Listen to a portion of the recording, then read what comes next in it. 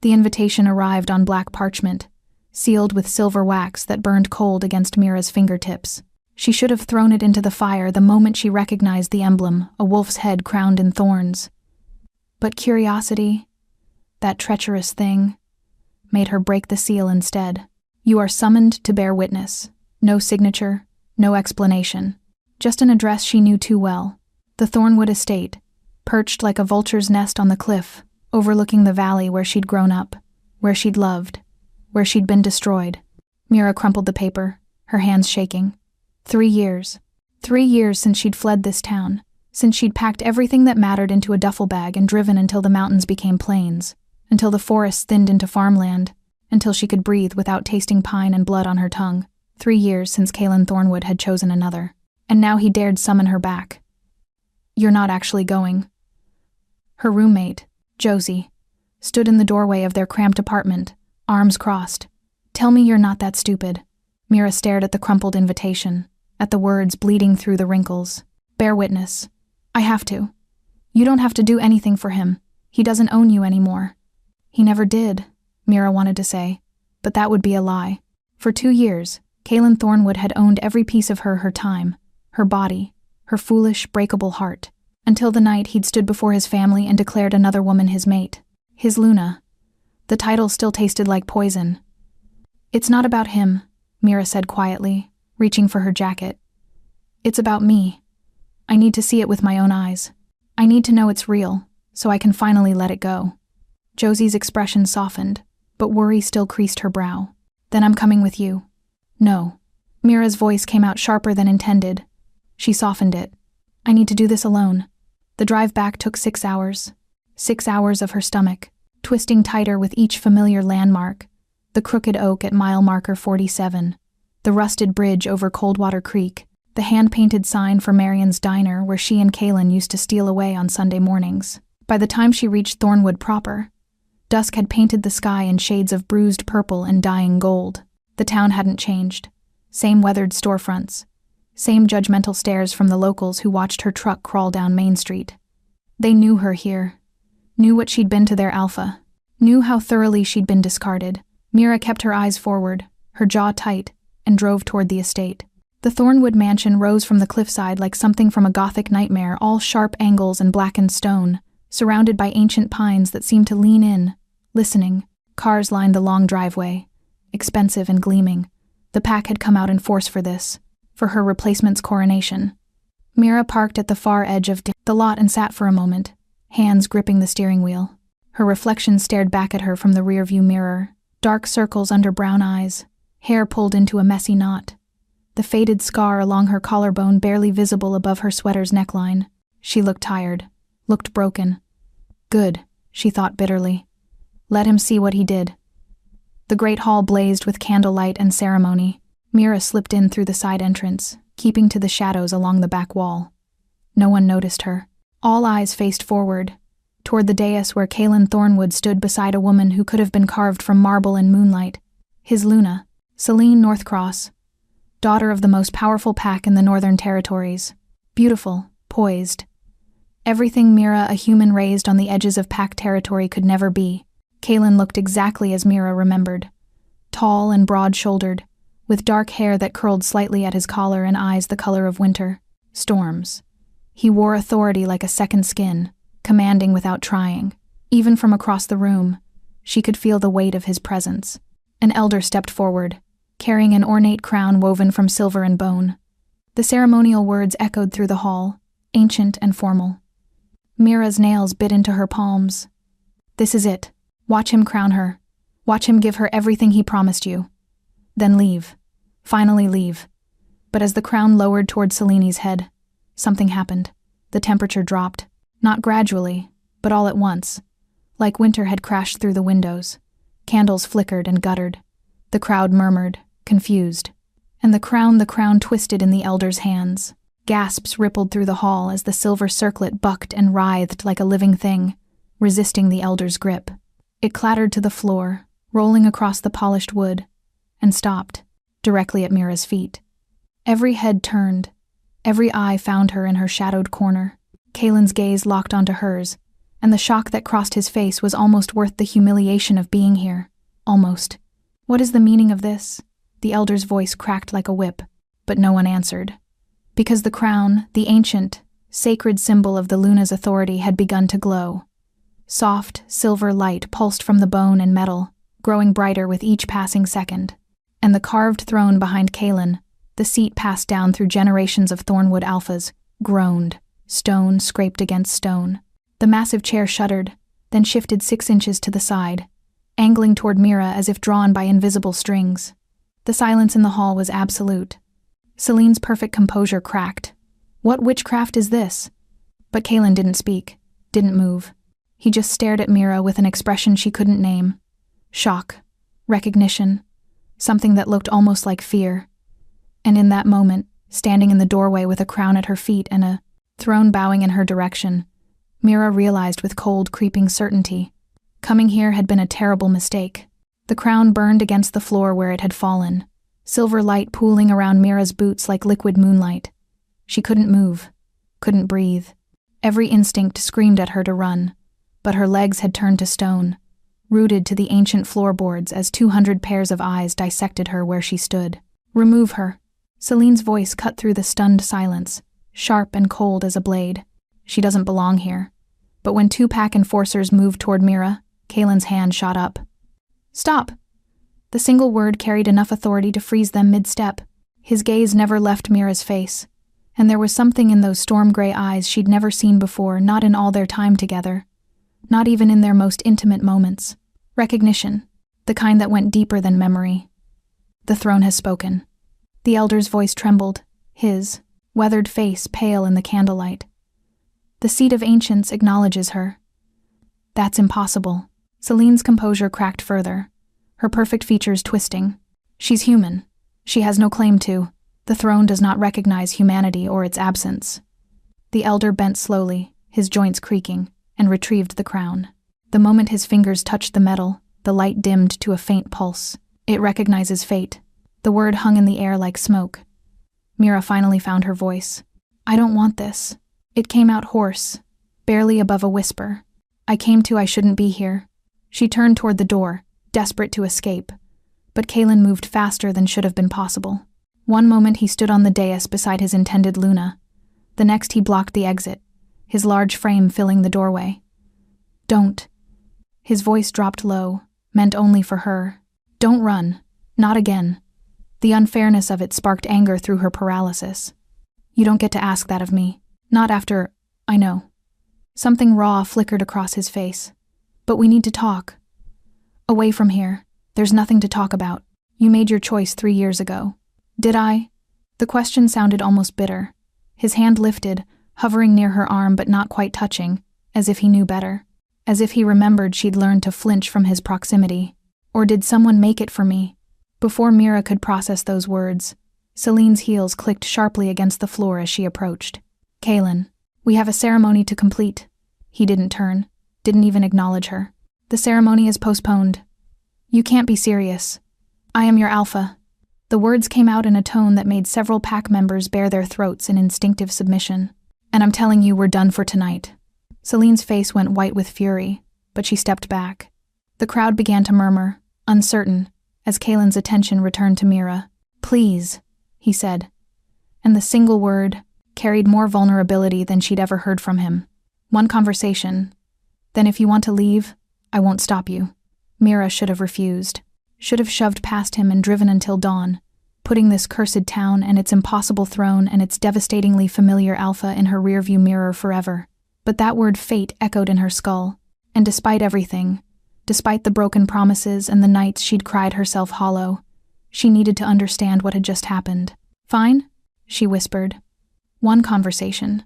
Kaelin led her through corridors she remembered too well, past the library where they'd spent winter evenings tangled together on the leather sofa, past the conservatory where he'd first kissed her among the night-blooming jasmine. Every step felt like walking through a museum of her own heartbreak. He stopped at a door she didn't recognize, a study she'd never seen before, small and private. The moment they crossed the threshold, he closed it behind them and leaned against it, as if physically barring the world from interrupting.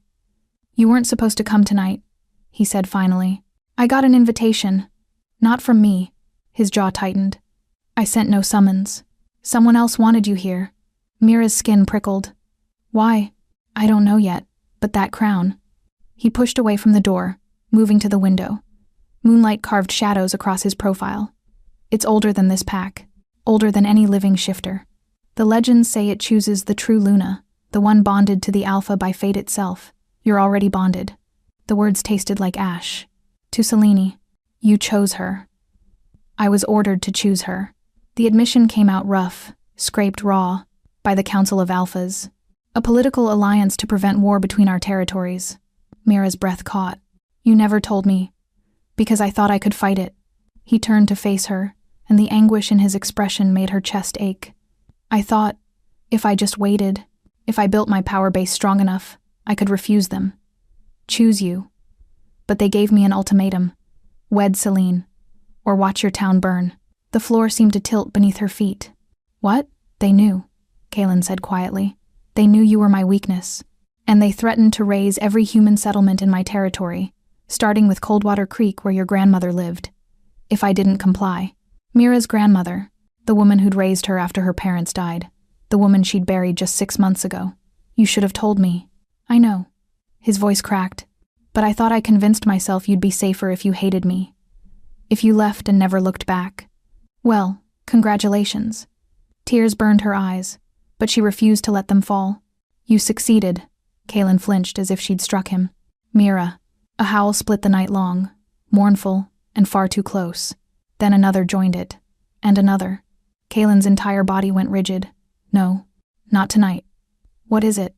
He was already moving toward the door. Stay here. Lock this behind me. Kaelin.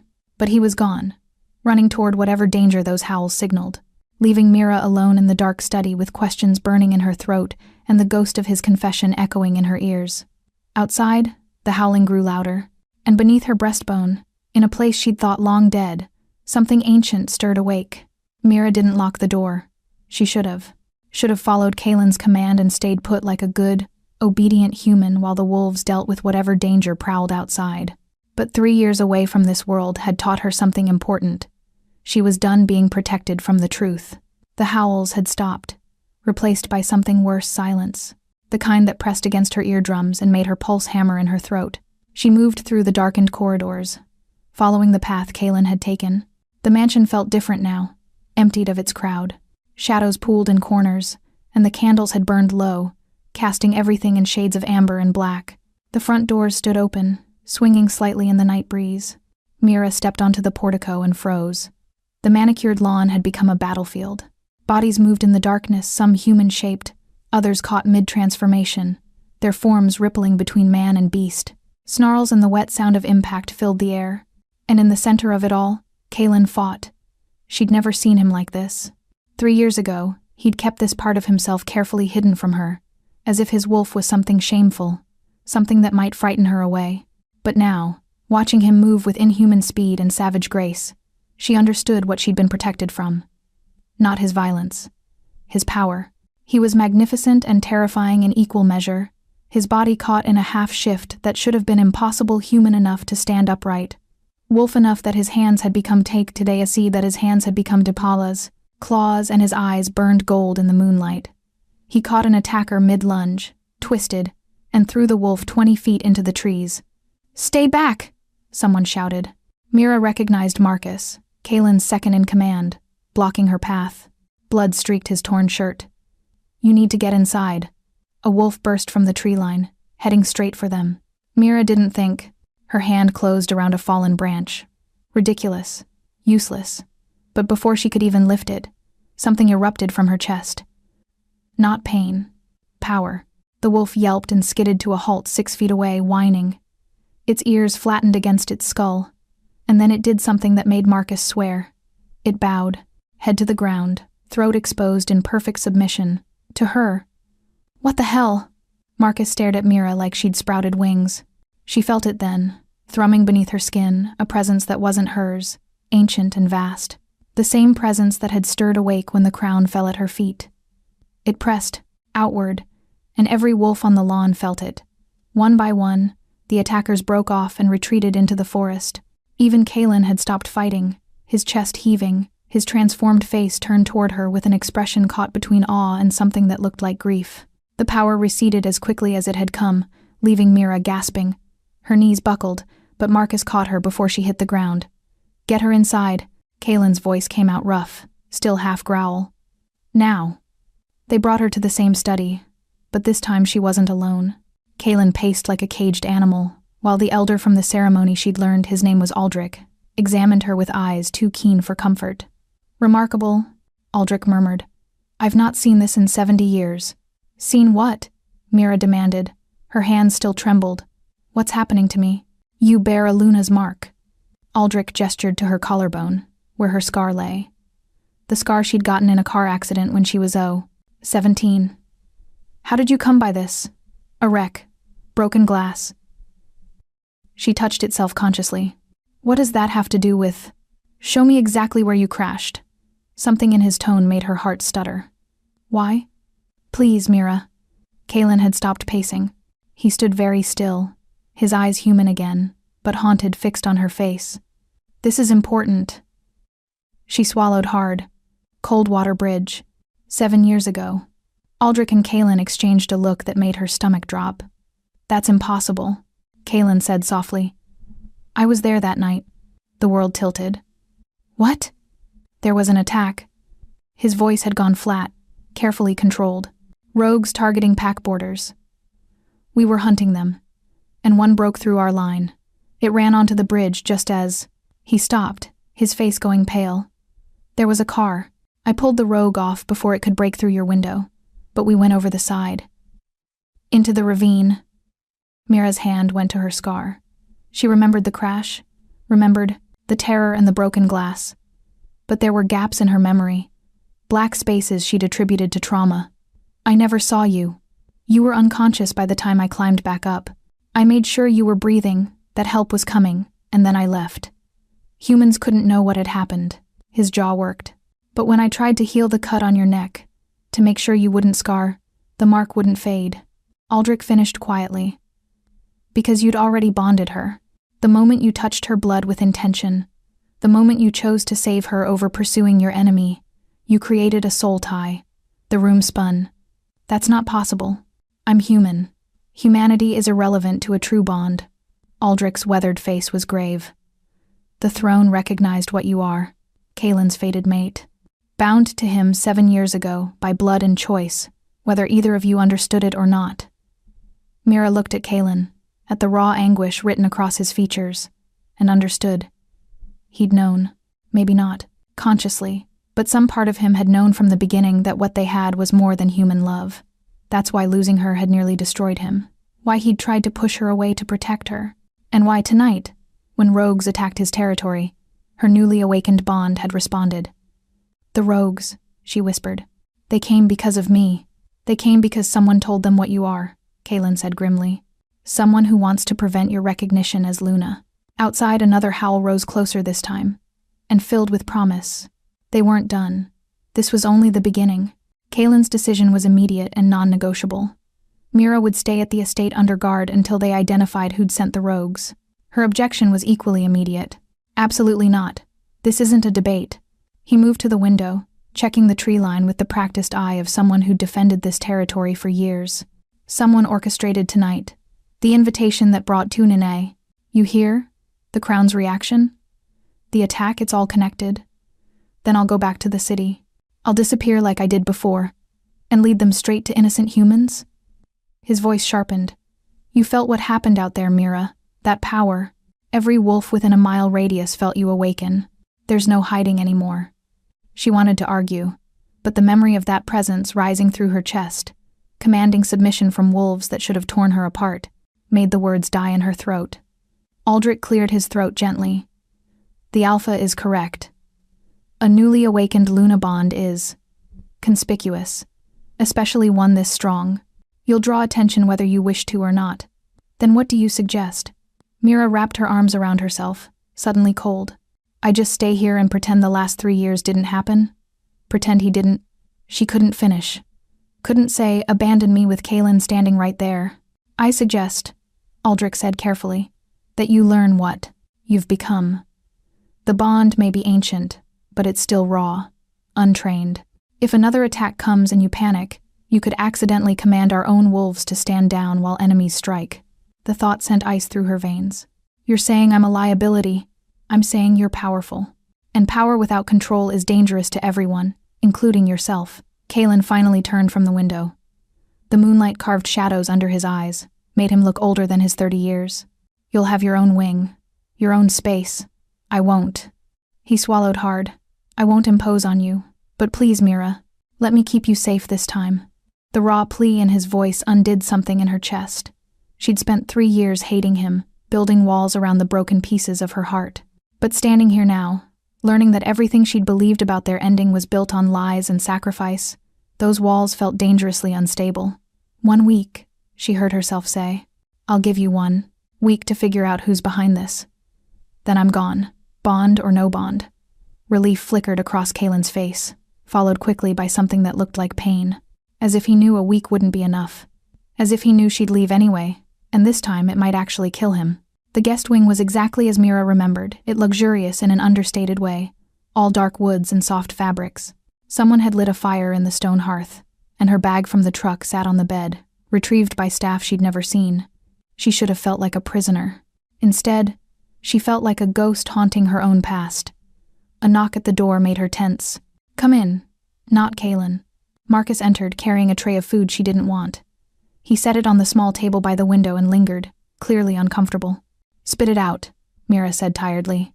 He never stopped looking for you. The words came out in a rush. After you left, he hired investigators, scoured every city within 500 miles, drove himself half mad, until Aldrich told him tracking you down would only put you in more danger. Mira sank onto the edge of the bed. Why are you telling me this? Because you need to know whatever you think happened between you two. However much it hurt, he's been dying slowly ever since. Marcus's jaw tightened. A bonded alpha separated from his mate doesn't just move on. We age wrong, get violent. Some go rogue themselves. He seems fine to me. He's good at pretending. Marcus moved toward the door, then paused. But I've known Kalen since we were kids, and I've never seen him as close to breaking as he was tonight, watching you walk away from him again.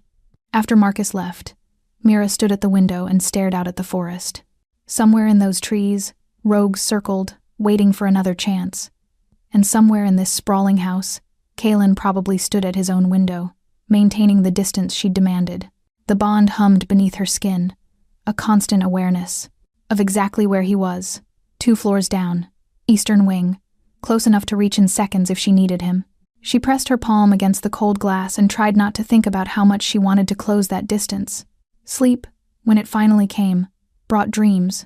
She stood in a forest glade bathed in silver moonlight. A massive black wolf watched her from the shadows, its eyes the exact gray of a winter storm. She knew those eyes, had stared into them countless times while wrapped in sheets that smelled like pine and rain. You shouldn't be here, his voice said without words, resonating through the dream space. Where is here? The bond space. Where mates meet when the physical world isn't safe. The wolf moved closer, and she saw the weariness in the set of his shoulders, the weight he carried. I'm sorry. I didn't mean to pull you in. I was only checking on me, she finished. He didn't deny it. In this place, lying seemed impossible. The bond laid them both bare. I missed you, he admitted, the words stark and painful. Every day, every hour, missing you was like missing my own heartbeat. Mira felt tears on her cheeks, hot against the cool dream air. You could have told me the truth, could have let me choose, to die for me? The wolf's form shimmered, and suddenly Kalen stood before her in human form, close enough to touch.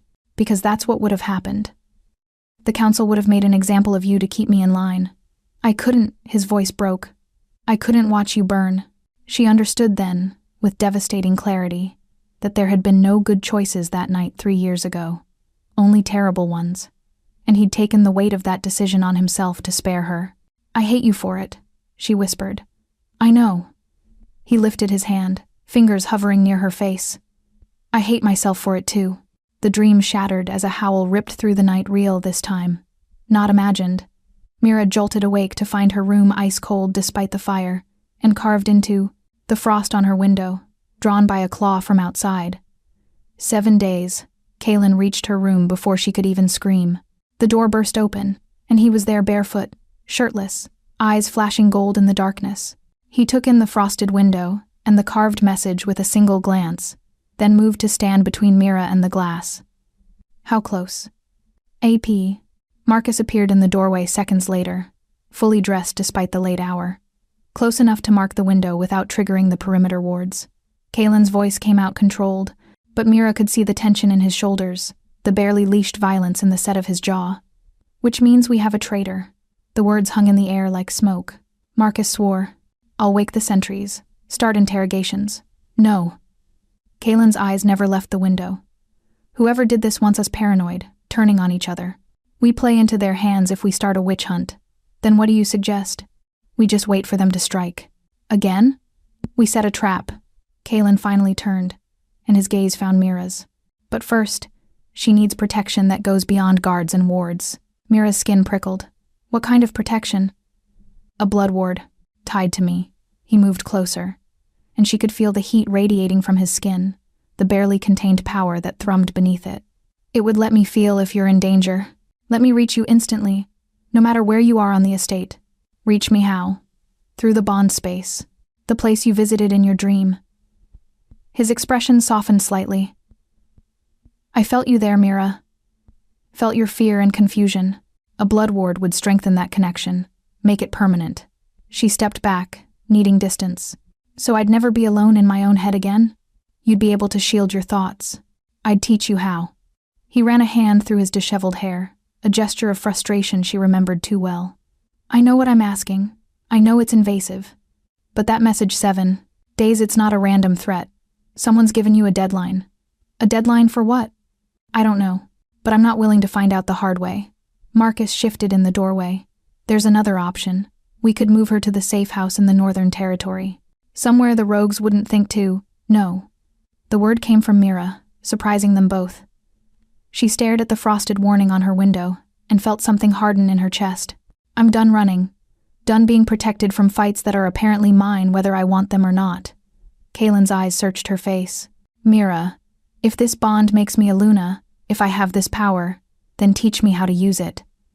She lifted her chin, meeting his gaze directly. And yes, the blood ward. Whatever it takes to make sure I can fight back. Something fierce and possessive flashed across Kaylin's features before he locked it down. It'll hurt. The binding. Everything about this hurts. She held out her hand. Palm up. Do it. They sent Marcus away and locked the door. Aldrich arrived minutes later, carrying a wooden case that looked older than the estate itself. He set it on the table and opened it with reverent care, revealing silver instruments that gleamed in the firelight. A blood ward hasn't been performed in this pack for 3 generations, Aldrich said quietly. It's not to be undertaken lightly. I understand. Mira's voice sounded steadier than she felt. The elder nodded and began preparing the ritual. Salt in a circle, candles at cardinal points, words in a language that predated English, guttural and ancient. Kaylin knelt across from her in the circle's center. In the candlelight, he looked like something out of myth, all sharp edges and controlled power. He held out his hand, and she placed hers in it. The touch sent electricity up her arm. The ward requires an exchange, Aldrich explained. Blood to blood, spoken truth to spoken truth. Alpha, you'll bind first. Kaylin took the silver knife. Aldrich offered and drew it across his palm without hesitation. Blood welled dark and red. Then he pressed his hand to Mira's collarbone, directly over her scar. Heat bloomed beneath his touch, spreading through her chest like wildfire. I bind my protection to Mira Ashford. Kaylin's voice dropped to a resonant tone that seemed to echo from everywhere and nowhere. What threatens her threatens me. What hunts her hunts me. By blood and bond, I claim her safety as my own. The heat intensified until Mira gasped. She felt him then, not just his hand on her skin, but his presence inside the bond. Vast and fierce and utterly focused on her. Now you! Aldrich handed her the knife. Her hand shook as she cut her own palm. The pain was sharp and bright, grounding. She reached up and pressed her bloody hand over Kaylin's heart. His breath hitched. I accept this binding, she said, surprised by the strength in her voice, and offer my own in return. What threatens you threatens me. By blood. And bond, she faltered. The words Aldrich had taught her were, "I claim your safety as my own," but they felt too big, too permanent, too much like a promise she wasn't ready to make.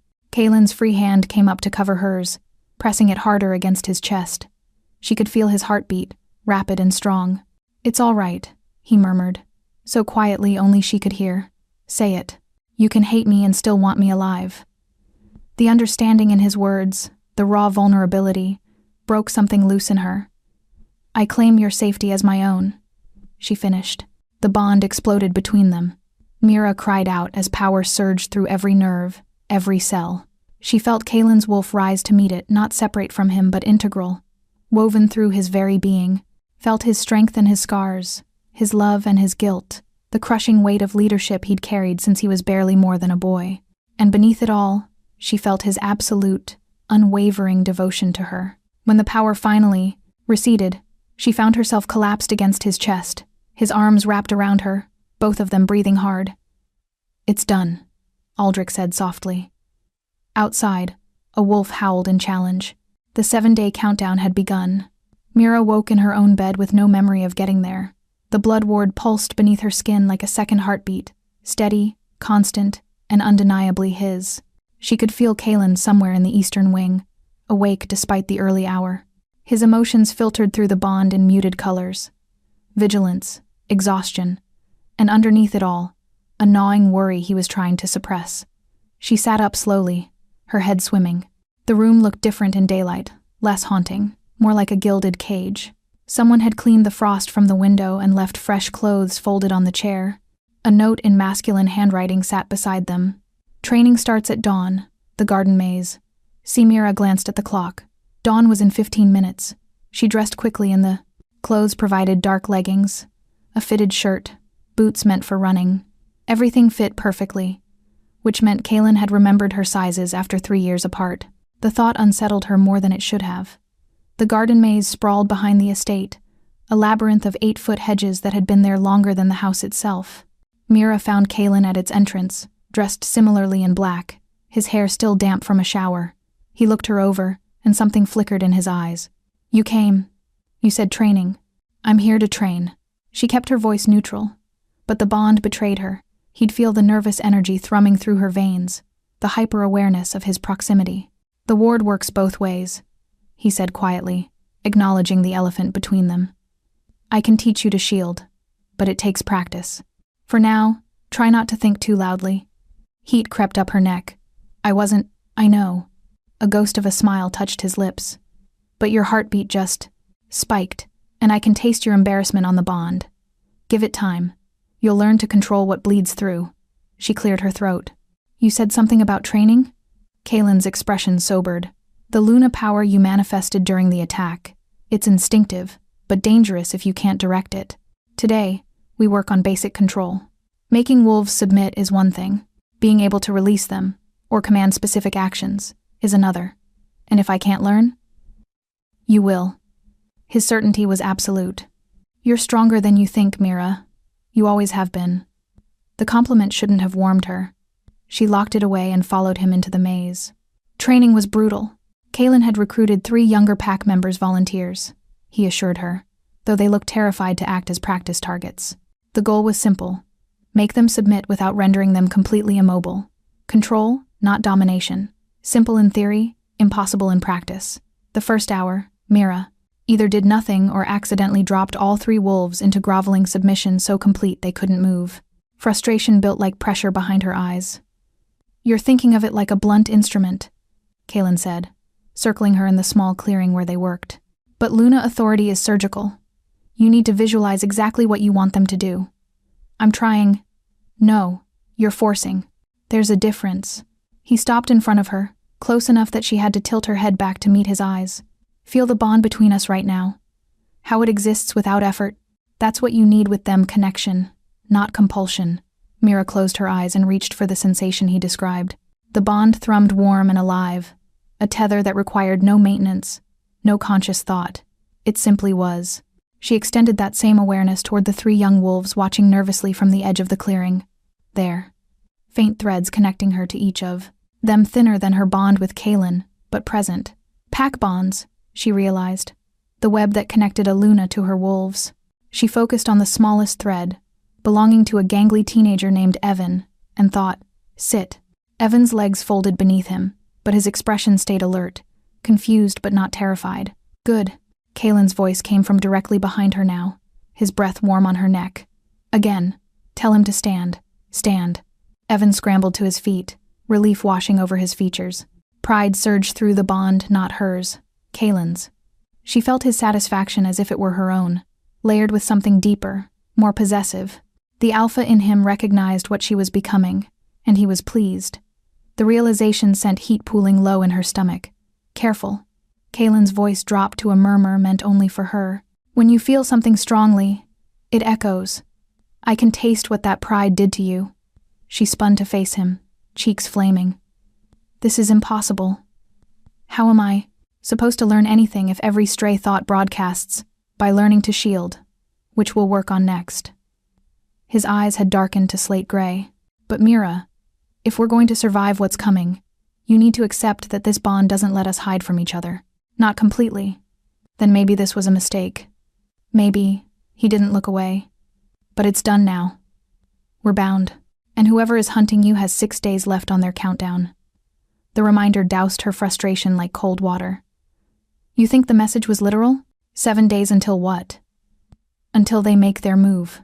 Whatever this is, the invitation, the crown, the attacks, it's building toward something specific." Kaylin's jaw tightened. "Which is why you need to master at least basic control, today." They worked until lunch, until Mira could reliably command simple actions from pack members without overwhelming them. By the time Kaylin called a break, exhaustion dragged at her bones. She collapsed onto a stone bench at the maze's heart, accepting the water bottle he offered.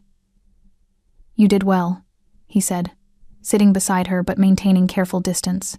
"Better than most Luna candidates I've read about." "Candidates?" The word tasted bitter. "You mean like Celine?" Kaylin's expression shuddered. "Selene was never meant to be my Luna. The bond knows the difference between a political arrangement and fate." "Does she?" "She's been informed the ceremony is postponed indefinitely. She's not pleased." An understatement, Mira suspected.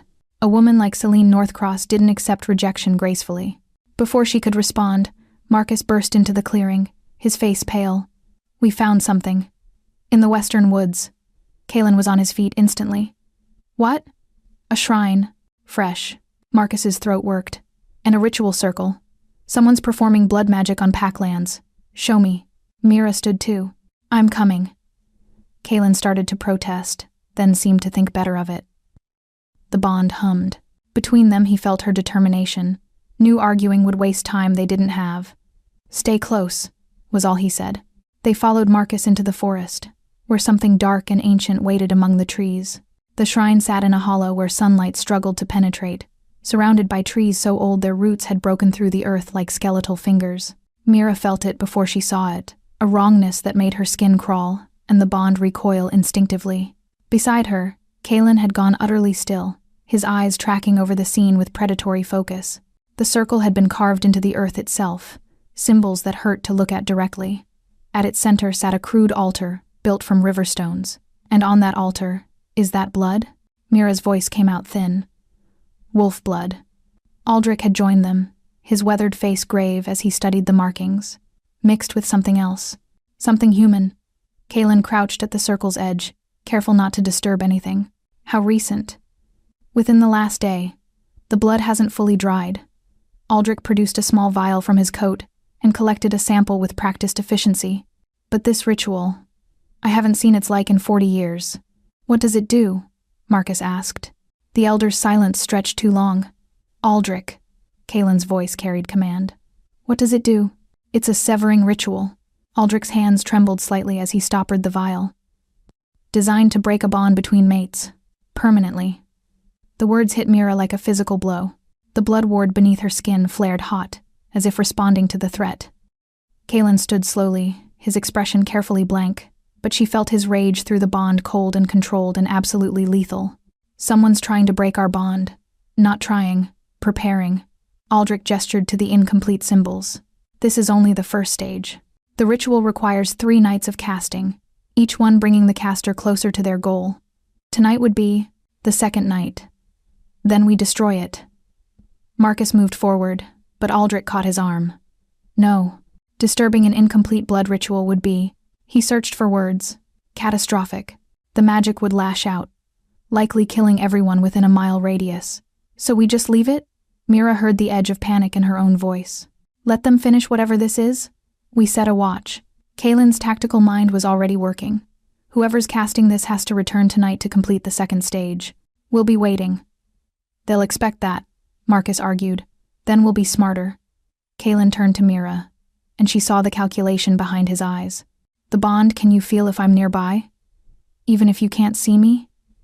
She tested it, reaching along that golden thread that connected them.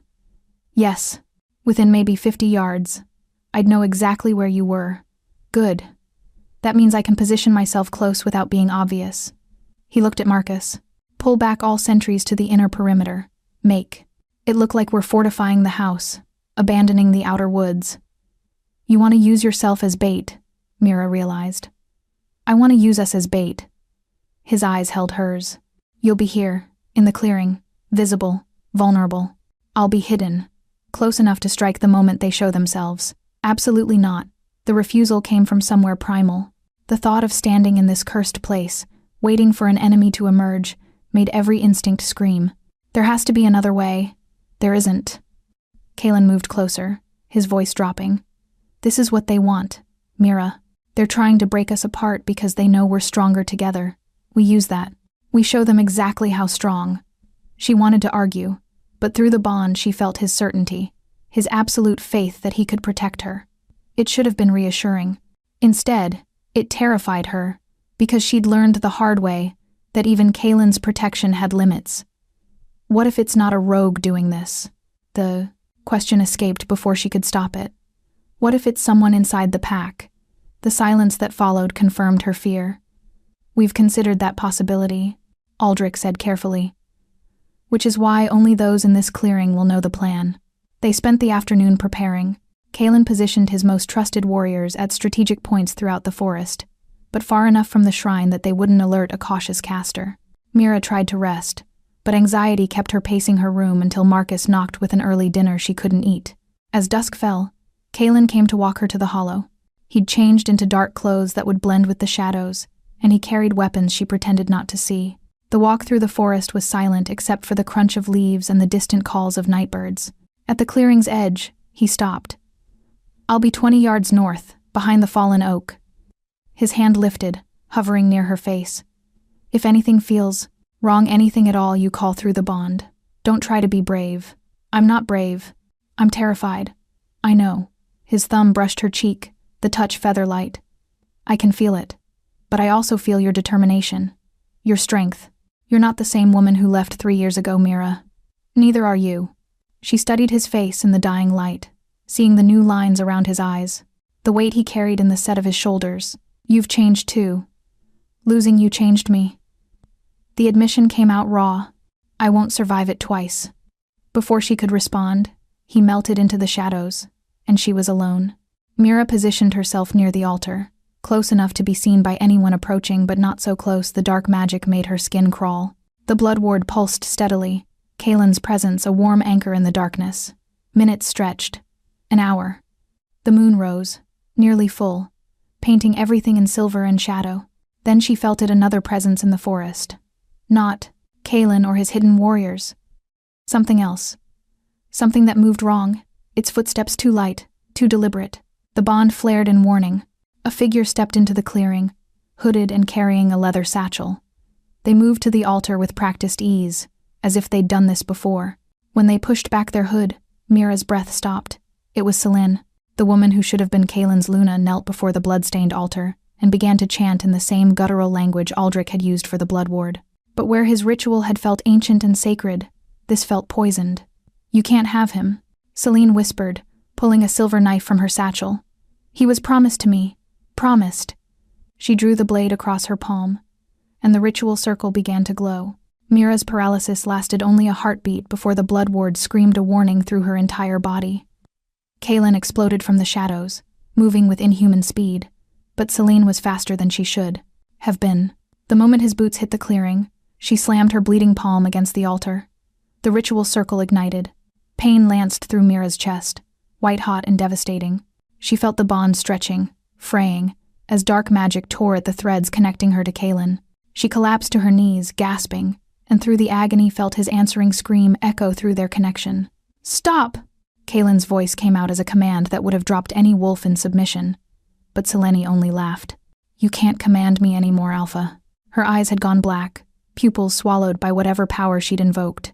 "I completed the second binding. Your precious bond is dying."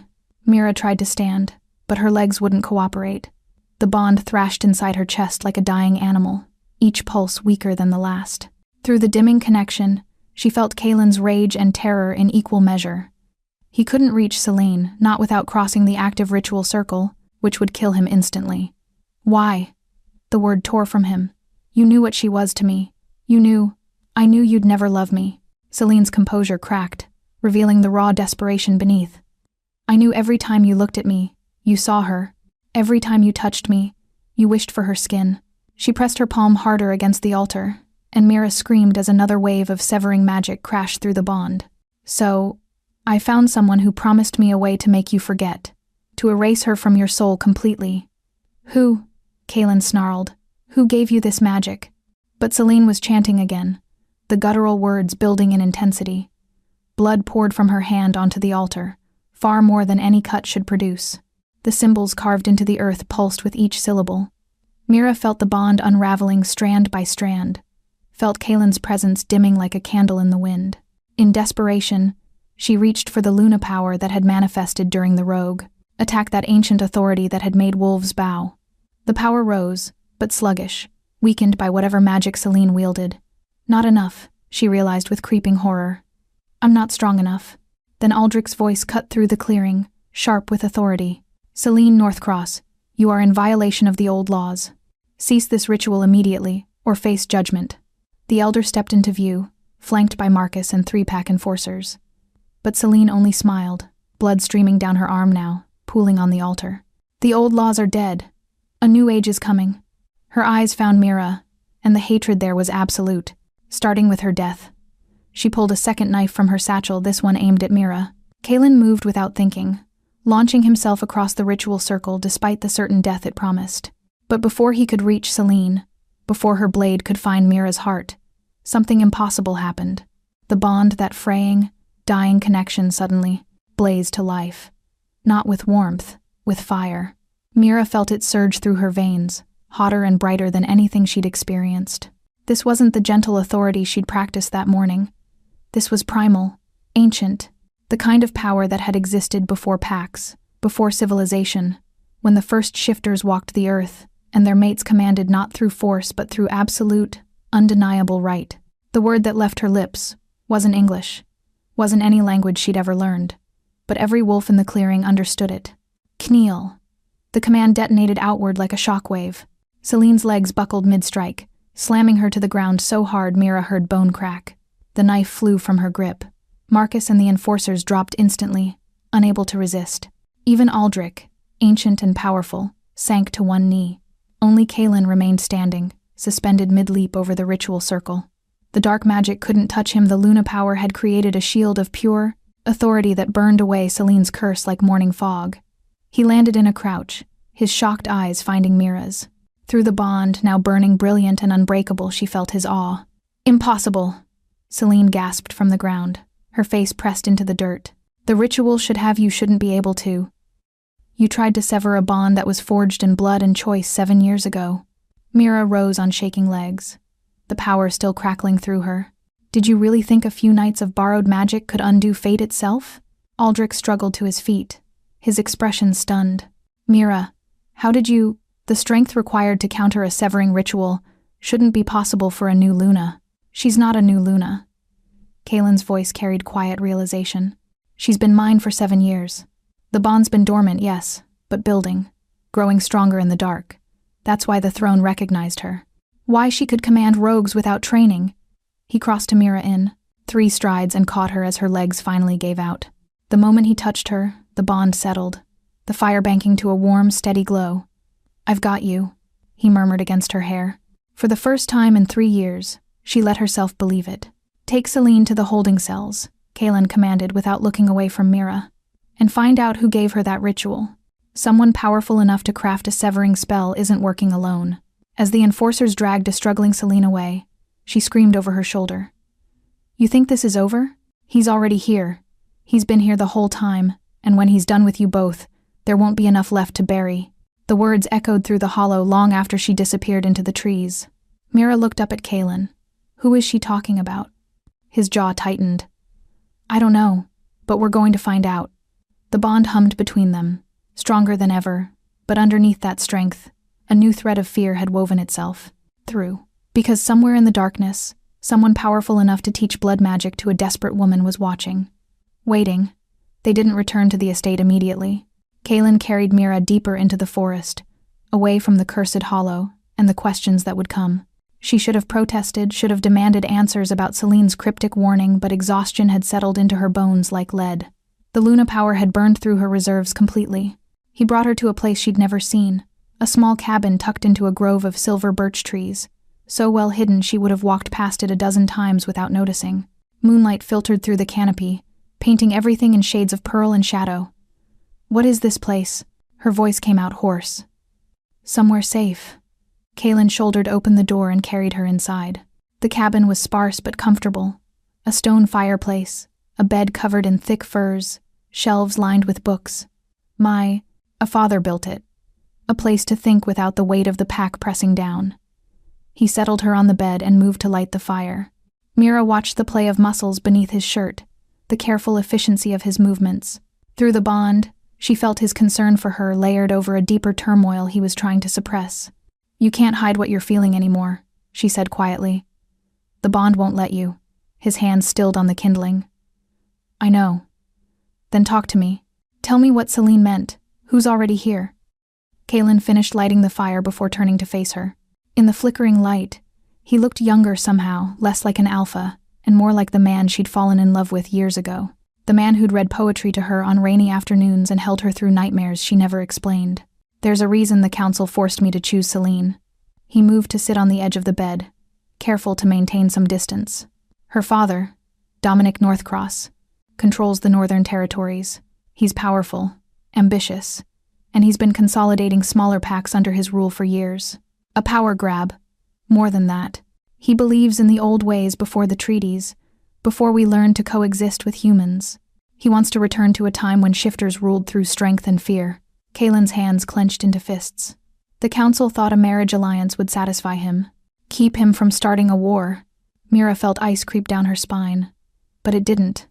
No, because he never wanted Celine to be my Luna for political reasons. He wanted her here as a spy, a way to control my pack from the inside. His eyes found hers, haunted. "When I refused to complete the ceremony, when the throne chose you instead, I didn't just reject Celine. I declared war on her father." The full weight of what she'd done settled over Mira. By accepting the bond, by surviving Celine's ritual, she'd painted a target on both their backs. "That's who she meant," Mira whispered. "Dominic. He's the one who taught her the severing ritual. And if he's already here, already inside my territory?" Kaylin's voice dropped to something dangerous. "Then we're surrounded by more than rogues. We're dealing with an invasion force." Silence fell between them, broken only by the crackle of the fire. Through the bond, Mira felt his guilt, the crushing weight of knowing his choices, his refusal to be controlled, had put her in the crosshairs of something far more dangerous than she'd imagined. "You should have told me," she said. 3 years ago. All of it. I thought I was protecting you." He laughed bitterly. "Turns out I was just being a coward, afraid that if you knew the full truth what being bonded to me would cost, you'd choose to leave anyway. So you made the choice for me." "Yes. No excuses, no justifications, just brutal honesty. And I'd apologize, but we both know sorry doesn't fix what I broke." Mira stared at him. This man, who'd carried the weight of his pack, his territory, and his impossible love for her in silence, who'd pushed her away to keep her safe, only to have fate drag them back together anyway. She should hate him. Part of her still did. But a larger part, the part connected to him through blood and bone, and 7 years of dormant longing, understood. "Come here," she said softly. Kaylin's eyes widened. "Mira, please." He moved slowly, as if approaching something wild that might bolt. When he sat beside her, close enough that their shoulders touched. She felt the tension thrumming through him.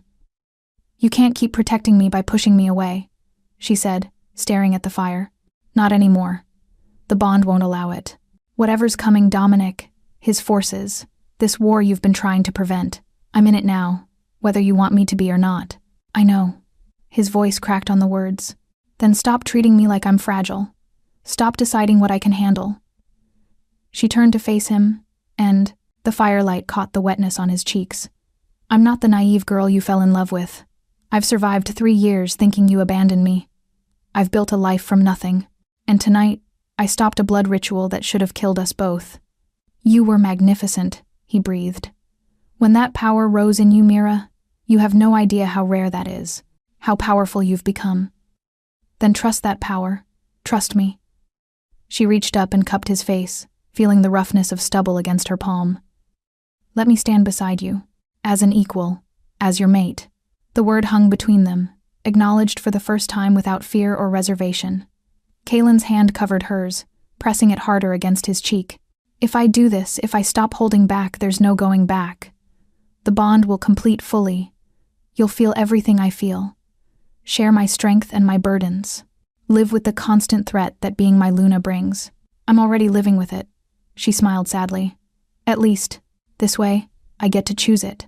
Something broke in his expression. He pulled her against his chest, burying his face in her hair, and through the bond she felt 7 years of longing crash through both of them like a tidal wave. "I love you," he whispered against her temple. "I never stopped, not for a single moment." "I know." She held him tighter. "I feel it. I've always felt it." Outside, a wolf howled closer than before. The countdown had reached 5 days. But wrapped in each other's arms, with the bond blazing between them like a star, they'd face whatever came next together. Dawn broke cold and unforgiving. Mira woke tangled in Kaylin's arms, the bond humming contentedly between them. They'd talked through most of the night not about strategy or threats, but about the small things they'd missed. Her life in the city. His struggles leading a pack that questioned every decision. The holes each had left in the other's world. It wasn't forgiveness, not entirely, but it was understanding. "We need to go back," Kaylin murmured against her hair, though neither of them moved. "Celine will have talked by now. We need to know what she's revealed." Mira nodded, but allowed herself one more moment of peace before the storm. Through the cabin's single window, frost glittered on the birch trees like diamonds. Beautiful and deadly, much like everything else in this world she'd been pulled into. "Kaylin," she said quietly. "When this is over, whatever happens, I need to know something." He pulled back enough to meet her eyes. "Anything. Would you have come for me? Eventually? If the throne hadn't forced our reunion?" The question had haunted her through the sleepless hours. Had fate orchestrated their reconciliation, or would he have found the courage on his own? His hand came up to cup her face. "Every day for 3 years, I stood at the border of my territory and looked toward the city. Every day, I told myself tomorrow I'd be strong enough, that tomorrow I'd find a way to keep you safe and still keep you." His thumb traced her cheekbone. "I don't know if that day would have ever come, but I'd like to think I would have been brave enough eventually. Honest, painful, perfectly him." "We should go," she said, and this time they both moved. The estate was in controlled chaos when they arrived. Marcus met them at the entrance, his expression grim. Celine still not talking. Won't say a word about Dominic or his plans. He fell into step beside Kaylin. But we found something else. Blood trail leading from the western border toward the holding cells. Fresh. Ended at the outer wall. "Someone tried to break her out?" Kaylin's voice went cold. "Or silence her." Marcus handed him a tablet showing security footage. "We caught a figure on the perimeter, cameras around 3 a.m. But look at the way they move." Mira peered at the screen. The figure was hooded, impossible to identify, but their movements were wrong, too fluid, too fast. Not quite. Human, but not quite wolf either. "Hybrid," Kaylin breathed. "Someone's using hybrid magic." Aldrich appeared from the hallway, his face grave. "I've tested the blood sample from Celane's ritual. The human component wasn't random. It was taken from a specific bloodline. One I thought extinct." "Which bloodline?" Mira asked. The elder's eyes found hers with something that looked like pity. "Yours." The world tilted. "That's impossible. I don't have any family left. Your grandmother was human, yes, but your grandfather, the man she never spoke of, was a wolf. Aldrich's voice gentled. Not pack, not bound by our laws. A lone wolf who fell in love with a human woman and hid what he was until the day he disappeared. Mira's legs went weak. Kaylin's arm wrapped around her waist, steadying her. You're saying I'm not fully human. The words felt foreign on her tongue. I'm saying you carry dormant shifter blood, not enough to transform, but enough to bond with an alpha in ways a full human never could. Aldrich gestured to her collarbone, where her scar lay. That's why the mark took when Kaylin's blood touched yours. Why the throne recognized you. You're something rare, a bridge between both worlds. And Dominic knows. Kaylin's voice had gone deadly quiet. That's why he wanted Celine to break our bond. Because Mira isn't just my mate, she's a threat to his entire ideology. Living proof that humans and shifters aren't as separate as he wants his followers to believe. The pieces fell into place with sickening clarity. The invitation that had brought her here. The Crown's dramatic recognition. Even the rogue attacks, all of it designed to expose what she was to the entire pack. He's been planning this for years, Marcus realized. Since the moment you bonded her, Alpha. He just needed the right opportunity to strike, and I handed it to him by bringing her back to Packlands. Kaylin's guilt crashed through the bond, sharp and bitter. Mira grabbed his arm. Stop. We're past blame. We need to focus on... The lights went out. Emergency power kicked in seconds later, bathing everything in red. An alarm blared once, then cut off abruptly. Marcus's radio crackled to life. Perimeter breach, multiple contacts, west, north, and eastern boundaries, simultaneously, static. Kaylin's eyes flashed gold. They're here. Dominic's making his move. Through the bond, Mira felt his wolf rise, felt the alpha power that made him a leader surge to the surface. But underneath it, she felt his fear not for himself, but for her. The holding cells, she said urgently. If they're breaching from 3 sides, the cells are exposed. She didn't finish. An explosion rocked the building's western wing, exactly where the holding cells were located. He's taking Celine, Aldrich said grimly. Dead or alive. He can't risk her revealing his plans. Kaylin was already moving. Marcus, get every able wolf to defensive positions. Aldrich, take Mira to the safe. Room. No. Mira's voice carried Luna authority without her meaning it to. I'm not hiding. Not anymore. Mira, you need me. She met his eyes steadily. You said it yourself, I'm a bridge. If Dominic's forces are here to prove humans and shifters can't coexist, then we prove them wrong. Together. Another explosion, closer this time. Kaylin's jaw worked, torn between instinct and logic. Finally, he nodded once, sharp and decisive. Stay by my side, always within arm's reach. He pulled a blade from his belt and pressed it into her hand. And if anything happens to me, nothing's going to happen to you. She squeezed his fingers. That's not how this story ends. Through the bond, she felt his desperate hope that she was right. They ran toward the sound of battle, toward the flames rising from the western wing, toward whatever waited in the smoke and chaos, toward Dominic Northcross and the war he'd been building. The real fight was just beginning. The western wing was an inferno. Smoke choked the corridors as Kaylin led them through passages Mira didn't know existed, servant halls and hidden routes meant for emergencies. Exactly like this.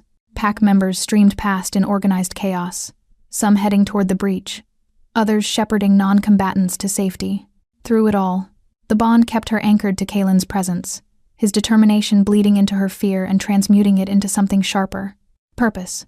They burst into the courtyard to find Marcus locked in combat with 3 wolves larger than any she'd seen, their eyes gleaming with an unnatural red sheen. Hybrid magic, she realized. Dominic had enhanced his soldiers somehow. The cells are compromised, Marcus shouted, dodging a swipe that would have torn his throat out. They took Celine. Where's Dominic? Kaylin's voice carried over the chaos. Throne room. He's waiting for you. Of course he was. This wasn't just an attack, it was a challenge. A public declaration that Dominic intended to take everything Kaylin had built. Marcus, hold the courtyard. Don't let anyone through to the main house. Kaylin's hand found Mira's, squeezing once. Ready? She nodded, though ready felt like a grotesque understatement. They ran. The throne room doors had been blown off their hinges. Inside, the space that had hosted Celine's failed coronation now hosted something far darker.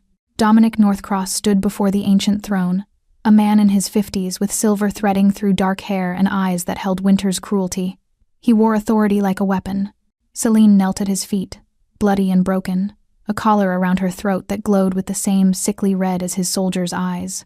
Kaelin Thornwood. Dominic's voice carried disappointment more than anger. You could have been great. Could have led our kind into a new age of dominance. Instead, you chose this. His gaze slid to Mira with undisguised contempt. A half-breed pretender. A human playing at power. She doesn't understand. She understands more than you give her credit for.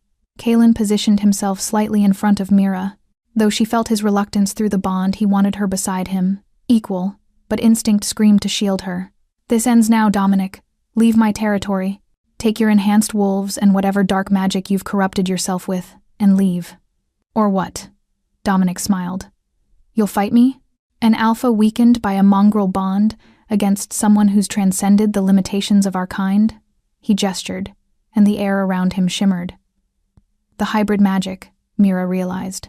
He'd used it on himself. I've spent years preparing for this moment, years gathering power while you wallowed in sentiment. Is that what you call love? Mira's voice surprised her, steady despite the terror coursing through her veins. Sentiment? Dominic's attention focused on her fully for the first time. Love is a weakness, a chain that keeps us from our true potential. My daughter understood that until your corrupting influence reminded her of foolish emotions. At his feet, Celine flinched. She's your daughter, Mira said, taking a step forward despite Kaelin's warning growl through the bond. And you've collared her like a dog, put a leash on her free will because she dared to want something beyond your ambition. She failed me, failed her purpose. Dominic's voice went cold. She'll serve as an example of what happens when one allows weakness to fester. You're the weakness. The words left Mira before she could stop them, pulled from somewhere deep and ancient. The Luna power stirred, recognizing a threat to her pack. You hide behind stolen magic and call it strength. You enslave your own blood and call it discipline. But I see what you really are, a tyrant terrified that the world is changing without your permission. The temperature dropped. Dominic moved faster than should have been possible, crossing the space between them in a heartbeat. Kaelin intercepted, their collision sending shockwaves through the room. They crashed through ancient pillars, moving too fast for Mira to track, all fangs and claws and brutal efficiency. But Dominic's hybrid magic made him too strong. Each blow Kaelin landed seemed to barely register, while Dominic's strikes drew blood. The bond screamed in shared agony. Mira felt herself moving before conscious thought caught up. The Luna power rose, that vast ancient authority, but Dominic had prepared for it. The moment she opened her mouth to command, he flicked his hand, an invisible force slammed into her chest. She flew backward, hitting the wall hard enough to crack stone. Through the bond, she felt Kaelin's rage explode, felt him tap into something primal and desperate, the alpha power that had been passed down through generations, the same power that had built this pack from nothing. He drove Dominic back, pushed him away from Mira's crumpled form, and for a moment it seemed like he might actually win. Then Dominic smiled. I was hoping you'd do that. He raised his hand, and the collar around Celine's throat pulsed. You see, I've learned that the best way to control an alpha isn't through force, it's through leverage, Celine screamed. The sound was inhuman, torn from her throat as the collar activated. Whatever magic Dominic had woven into it, it was killing her slowly, agonizingly. Kaelin froze. Stop this, he commanded, all alpha authority in his voice. Make me, Dominic's smile widened. Or better yet, kneel. Submit to my rule, and I'll let her live. Refuse, and I'll make her death last for days. Don't. Celine's voice came out ragged, barely recognizable. Don't give him anything. Let me. The collar pulsed again, cutting off her words with another scream. Mira dragged herself upright, ribs screaming in protest. Through the bond, she felt Kaelin's impossible choice tearing him apart. Save his former mate, the woman he'd once cared, for despite everything, or condemn her to death and continue fighting. There had to be another way. The Luna power stirred again, but different this time. Not commanding, not forcing. Instead, it reached out through the pack bonds, the gossamer threads that connected her to every wolf in this territory, including Celine. Help me. Mira thought desperately into that connection. I can't do this alone. For a heartbeat, nothing happened. Then Celine's eyes found hers across the throne room, pain-filled but aware. And through the thin, battered bond that connected them as pack, Mira felt her answer. Together. Mira didn't know if what she was about to attempt was possible. Didn't know if Luna authority could override hybrid magic, if pack bonds could break enchanted collars. But she'd learned something important in the last few days. Fate didn't give power to those who asked permission. She opened her mouth and spoke the word that had been building in her chest since the moment she'd awayed that the native fording in the last. Walked back into this world. Enough. The word didn't just echo, it detonated. Luna authority exploded outward from Mira like a shockwave of pure will, washing over every living thing in the throne room. But this wasn't the blunt force she'd wielded before. This was surgical. Precise. The collar around Celine's throat shattered. Dominic staggered backward, his hybrid magic flickering like a candle in a storm. For the first time since entering the room, uncertainty crossed his features. Impossible, he breathed. You're untrained. You shouldn't be able to. I'm not untrained. Mira walked forward, each step steady despite her broken ribs. The bond with Kaelin blazed between them, feeding her strength. But it was more than that. Every pack member fighting in the courtyard, every wolf defending their home, she felt them all. Felt their determination and their faith. I've been learning from the best teacher there is. Experience. She stopped in front of Dominic, close enough to see the red gleam of corrupted magic in his eyes. You think power comes from dominance, from breaking others until they submit. The Luna authority wrapped around her words, undeniable as gravity. But real power, the kind that builds packs and territories and futures, comes from connection. From choosing to stand together even when standing alone would be easier. Naive sentiment from a half-breed child. But Dominic's voice lacked its earlier conviction. Maybe. Mira smiled sadly. But this half-breed child is about to take everything you've built and tear it down. Not with force. With choice. She reached out through the pack bonds not just to Kaelin's wolves, but to Dominic's. To the enhanced soldiers fighting in the courtyard, bound by his magic and his cruelty. She felt them there, trapped behind the red sheen of hybrid enchantment, and she offered them something Dominic never had. Freedom. Choose, she thought into those bonds. Stay and fight for a tyrant who sees you as weapons. Or break his hold and find something better. For a heartbeat, nothing happened. Then one of Dominic's wolves in the courtyard stopped mid-strike. The red faded from its eyes, replaced by natural amber. Then another, and another. The tide turned in seconds. Dominic snarled and lunged for Mira, claws extended, but Kaelin was there first. They collided with bone-crushing force, and this time without his enhanced soldiers. Without the advantage of surprise, Dominic was simply a powerful alpha facing someone younger and stronger, someone fighting for love instead of ambition. The battle was brutal but brief. Kaelin drove Dominic to the ground, his claws at the older wolf's throat. Submit, Kaelin commanded, all alpha authority in his voice. Or die. Dominic's eyes flickered between Kaelin and Mira, calculation warring with pride. Finally, slowly, he bared his throat, defeated, 3 days later. The coronation was nothing like the disaster that had preceded it. This time, the throne room was filled with pack members who'd chosen to be there. Kaelin's wolves and the former soldiers of Dominic's army who'd accepted Mira's offer of freedom. Even Celine attended, standing at the back with bandages still visible beneath her formal dress. She'd testified against her father, revealed every detail of his plans, his corrupted magic, his decades of manipulation. In exchange, the Council of Alphas had granted her sanctuary in a neutral territory, far from both her father's prison and the pack she'd betrayed. Before she left, she'd found Mira in the garden. I don't expect forgiveness, Celine had said quietly. What I did trying to break your bond was unforgivable. No, Mira had surprised herself with the truth. It was understandable. Not right, but understandable. Love makes us desperate. He never loved me. No bitterness, just acceptance. And I knew it, but I hoped. She'd trailed off, then smiled sadly. Take care of him, and Mira, you're stronger than I ever gave you credit for. Now, standing before the throne with the entire pack watching, Mira felt that strength settle into her bones like it had always belonged there.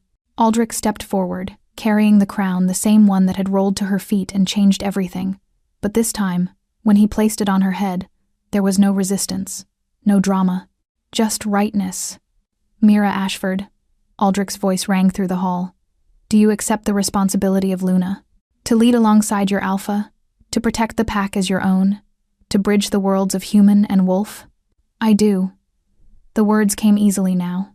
Kaelin Thornwood, do you accept Mira as your mate, your Luna, your equal in all things?